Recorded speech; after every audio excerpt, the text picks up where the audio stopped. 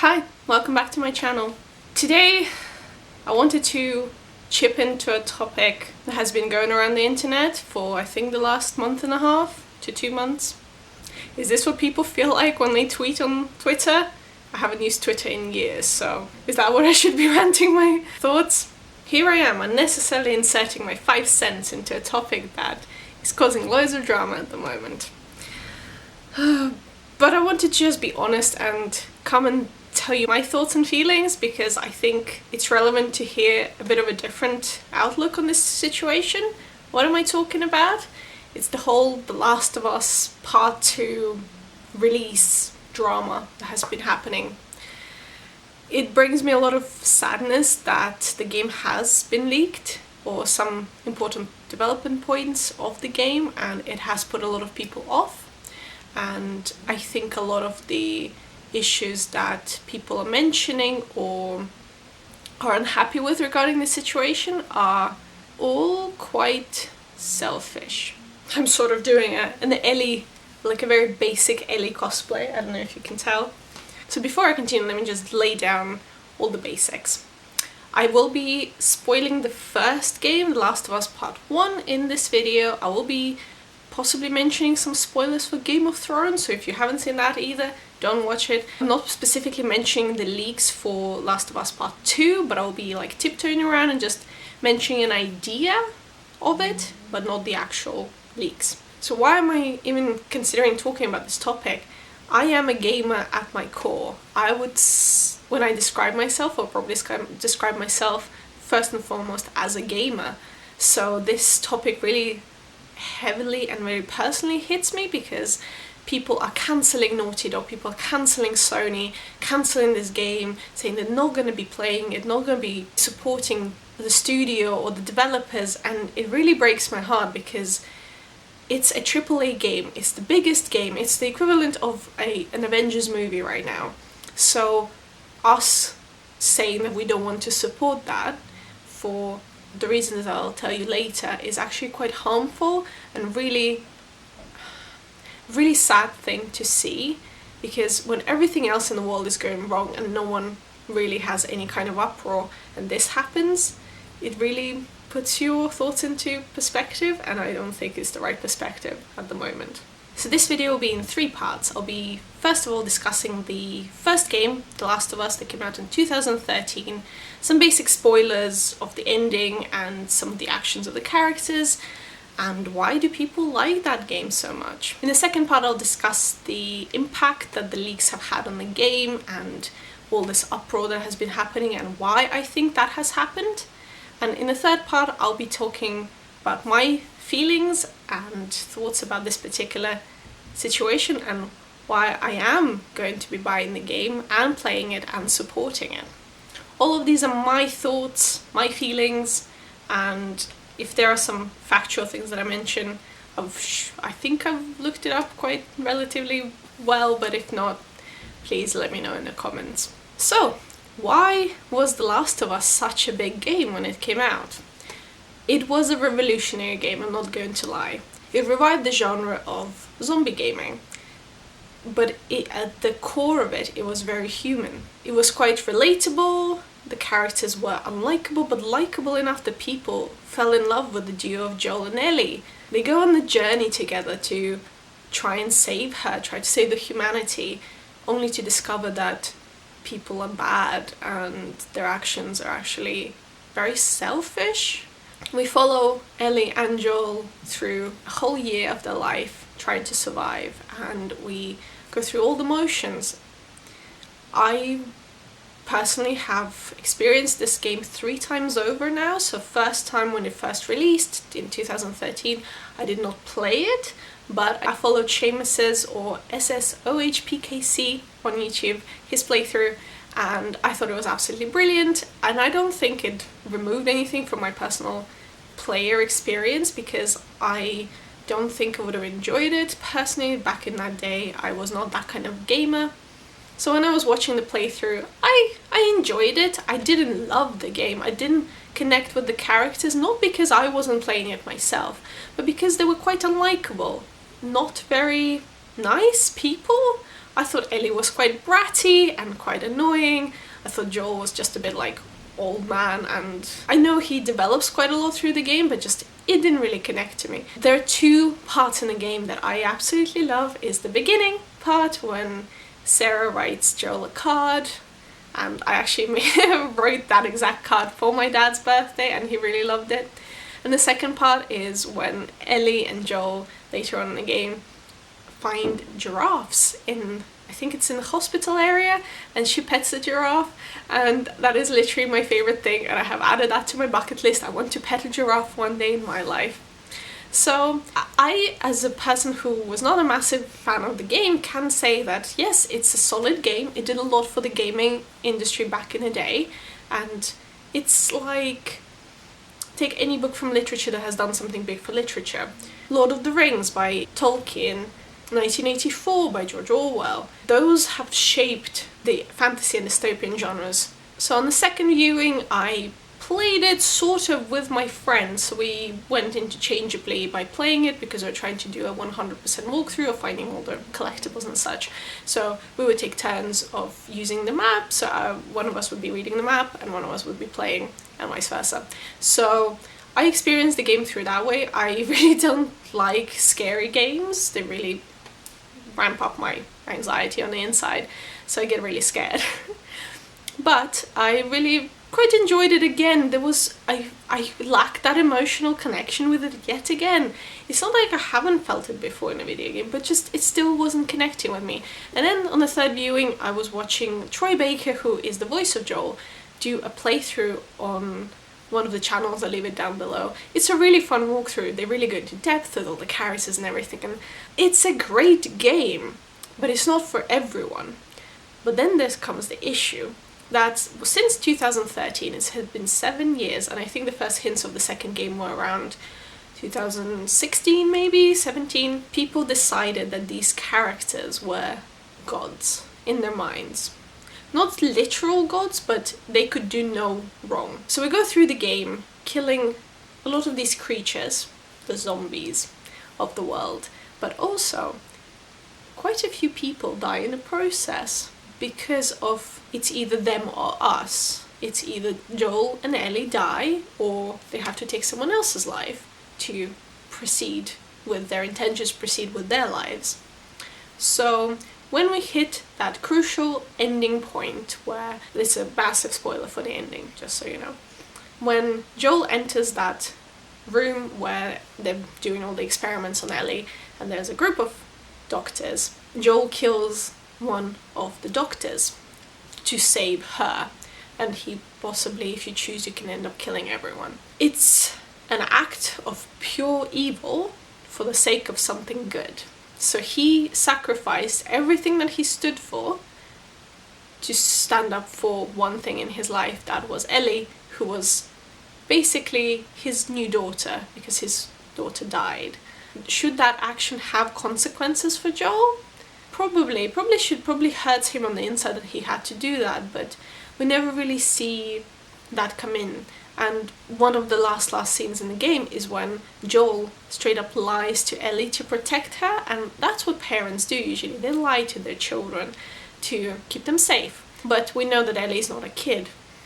Technically she is, but she's not a kid anymore. She's grown up so much over the span of the game. And having him lie to her establishes the relationship where he doesn't trust her enough to keep her safe with the truth. He decides to lie to her because to the core he's not an evil man, but his evil actions are what stand out the most against his love for Ellie. So does loving someone excuse your actions for doing something wrong or something bad or something evil? Says all those things. People have such fond memories of going on the journey with Joel and Ellie through that year of their life and being there for them, being with them, being them, and experiencing that love and friendship that they grow to have. So they have made these characters feel like all of their actions that are bad are excusable because they are great characters. They're just human beings. We love them so much. Ellie and Joel are the best. But are they? This leads me to my second part. So what is the issue with the second game? So there have been leaks. I want to preface this whole thing before I even start with, I do not care about spoilers. It's a horrible thing to say, probably. I used to read the last page of the book. I have been spoiled for many things before in my life, especially Game of Thrones, especially things like Star Wars and such. I don't care for spoilers because I think you have to kind of be aware that they are going to happen in this day and age. Did I knowingly go and seek out the spoilers after they've been released for this game? Maybe. I was curious because as I'm not a big fan of the original game, I was not going to pick up the second game anyway. I was going to watch one of my lovely YouTube gamer boys play it through and just enjoyed it, passively. So why did I decide to change my mind? What changed my mind after hearing about the leaks? So the leaks are quite out there. That's what it is. It's unfair to the company that they happened, which is really sad. Unfair to the developers, unfair to all the creative people behind this project, because that clearly shows that people have no real passion for keeping something secret until it's actually released. I really don't like leaks as such. Spoilers are different, obviously, but leaks, there was no need, there was no point. I feel like it's been done to almost show like, well, you see what they're doing? Well, showing them how bad they are. But are they really? So there was not a single way that Naughty Dog could have made this game and made it appeal to every single fan of the original game. Unless they made everything beautiful and rainbows and butterflies and Joel and Ellie lived happily ever after. But that's not what happens. People change, people evolve, and people learn. And I think that's what we see from this particular game. Ellie has sort of moved on from Joel. The things that have come out, possibly to our knowledge, is that there is a character that is introduced that their actions impact the future of the main characters of the original game. And people have come out and said that this is disrespectful to the original characters and that this makes the game bad and it's not a fun game anymore, and we don't want to play or sympathize with someone or someone who hurts our friends. I understand, but you see, this is where the issue lies. People have made Joel and Ellie these untouchable characters. No matter what wrong they have done in the past, does not have any consequences for them, which is a bad thing to live by. I don't think I have a single character that I can think of right now that I'm a die-for fan, and if something bad happened to them, I'll be destroyed. Because characters, that's what they are, they're people, or some sort of a type of person. Whatever happens to them is either up to the author or the creator of the character, or if the first game had ended where it did, just up to our imagination. Anything is a fair play, because we don't have a legitimate answer. So developers to develop this game with this particular way was their way of saying, yes, you love these characters, but they are not flawless. They are real human beings. They should be responsible for their past actions. They are not immune to the justices in the world. What happens, I think, is quite a bold move for Naughty Dog to do. And the fact that we are playing as this character as well, I understand, like, it shouldn't necessarily, like, evoke the compassion in us for them because they do something bad to our favorite character, but on the other hand, they experience something bad from this main character that makes them do it.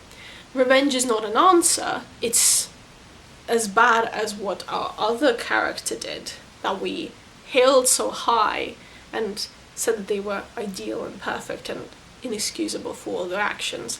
While this new character that is introduced that does something bad, we're like, oh no, that is something bad, they're a bad person.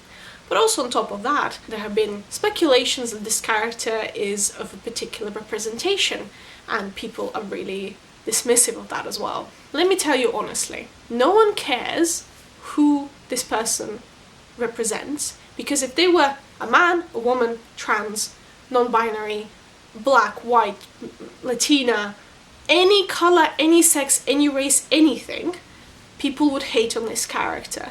Not because of who the character is, but what the character does. You see the disconnect? We love one character for their actions, but despise one for their actions, even though they're quite equally the same. And this is the problem. People are salty because the game does something to the main character they love, but not because the game is bad, because they don't like it. It's a very subjective thing, but saying that you don't like a game before you've even played it because someone has spoiled something for you is like saying, well, I'm not gonna read Harry Potter because, this thing happened. What's the point? No, there's so much growth and so much journey to that point. I'm not excusing any of the character's actions, but to say that, oh, well, this character's actions, they're bad because, they're bad, just inherently bad. Yes, they are. What they do is possibly unforgivable, but that's the beauty of it. Naughty Dog had strength and fearlessness to showcase a character who is shown doing the same actions that our main character, our favorite character, has been doing for an entire game, to only showcase that it's the same thing, but you don't feel the same. I don't want to sympathize with every single character. I don't want to see myself in every single character. I want to experience their story. I want to see what their actions are like. I want to play as a villain sometimes. I want to feel what the villains feel. I don't want to be a hero sometimes. Let's take even GTA. Can you imagine GTA being made in this day and age with the way that it has been made for the last 15 years? Well, probably more. It is ridiculous to even think that we would ever get another GTA narrative that is not in some way form insensitive. Look at GTA 5. We have Trevor, probably the worst character to come out of GTA franchise. And yet, I like Trevor a lot. Yes, his actions are pure evil and he's just a crazy person, but he has so much charisma doing it. He has his faults and flaws, but he also shows his human side. He loves, he cares in his own way, but he still does it. I'm not excusing his actions, I'm not excusing anyone's bad actions, but to be brave enough as a creator to come and say, well, I bring you a character that is so flawed, but do they want us to really connect to them? Maybe they want us to see that everyone has their own story to tell and our experiences do shape us. And I think that's what happens with this new character. Why should we cancel an entire game that has taken millions of dollars to produce and millions of hours, or hundreds of hours, thousands of hours, I don't know, hours to make, to only just say, well, no. So to the final part of this argument, why am I going to be actually now purchasing this game and supporting it after the leaks have happened? As a gamer, as a person who considers gaming to be the most creative form of art, I now want to support a new, a visionary, a different and a bold move from the creators that is going to be shaping the future of gaming. Yes, Naughty Dog have produced one of the best games of all time, but also they've produced Nathan Drake Collection. People love or hate that series, but I have such fond memories. I never played it myself, but over my 12 years of watching YouTube, I have watched hours upon hours upon hours of gameplay of various video games by my favorite creators. And saying that I did not experience them would be wrong. I did. I experienced it with someone else, through their eyes. Whether I played it myself, whether I pushed the buttons myself or not, it doesn't count, in my opinion. I was there. I experienced the Nathan Drake Collection. I fell in love with Nathan Drake. I love him. He inspired me to do things. And now saying that, oh, well, I don't own the copy of Last of Us. I probably will never will. But I do want to own and play when it comes out, the second part. I want to support people who are willing to take risks. We live in a world where if you take a risk and it doesn't pay off, yes, it's bad, but they did take the risk in the first place. Me starting this channel was a risk for me. I am the most introverted person. I don't communicate well. I don't look well on camera sometimes. I'm not always like perfect. I don't have perfect setup, but I want to use this as a platform to say what I have to say. But I'm taking a risk for myself, so why can't I support the creators who are willing to take risks as well? Video games is quite a large medium. Yes, I have mostly supported AAA games, and that's what I've been introduced to the most. But over the years, I've played all kinds of games, or experienced them one way or the other. So for me to say that, for the fact that I was not going to play it myself before, it's quite my personality. It was like, I've never played Resident Evil, I will never probably will, because I'm quite a scaredy cat. I don't need anything scaring me, and then I can't sleep, and then it's a whole thing. But on this occasion, I think there is more story to tell. I want to see Ellie become her own person. I want to see what happens to her because of her choices, because of Joel's choices, because of their actions that they have made in the past, and how they will come back. I think we all have made bad decisions in our past, and sometimes we think, oh, will this come and haunt me, or will come as a payback? And I think it's a very important lesson. It's an important lesson. And from what I've heard, a word that has been circling around is the cycle of vengeance, or cycle of violence. That if you commit a violent crime, the laws come back to you. It's like a never-ending karma. It's a circle. That's how life is. If you do something, you attract that same thing to yourself. So, yes, I will be purchasing my own copy full price to support this cause. I think it's important to just remember that everyone has a right to their opinion. This is my personal opinion. I have done a lot of YouTube research and Reddit research and research for this video, in the sense that I have listened to other people's complaints, I have listened to their opinions, and I'm gonna leave a couple that maybe I don't agree with, but are still interesting to listen to. And I'll leave a Reddit thread down below as well that I found was really conducive to this particular video being made. Is that, what is the real issue behind it? Because people saying, oh, I don't like it, is not a real sentiment for saying the game is bad. I hope this is a food for thought, that we shouldn't cancel everything that is bad on the first try, or the first impressions that we get of it.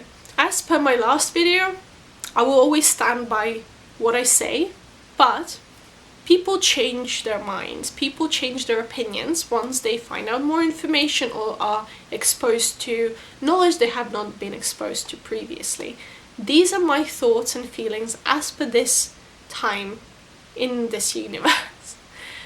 This is how I feel. I want to be positive in this case. I want to not shun someone for their actions, but actually praise them. Because at the end of the day, if it turns out to be a complete dumpster fire, we'll find out, we'll know. And then I will know that maybe some of my feelings were not correct. But on the other hand, I wanted to express my feelings, because as a gamer, I think I've said it like 5 times in this video, as a gamer, I take these things really seriously. I want to see more thriving in the video game community. I want to see more acceptance. I want to see more support for all kinds of creators, all kinds of games. And to shun someone so big for something so selfish is a really sad moment in history. Please let me know in the comments your thoughts on this topic. I know it's quite a divisive issue at the moment. Be kind downstairs in the comments. I guess this is it for me. Bye.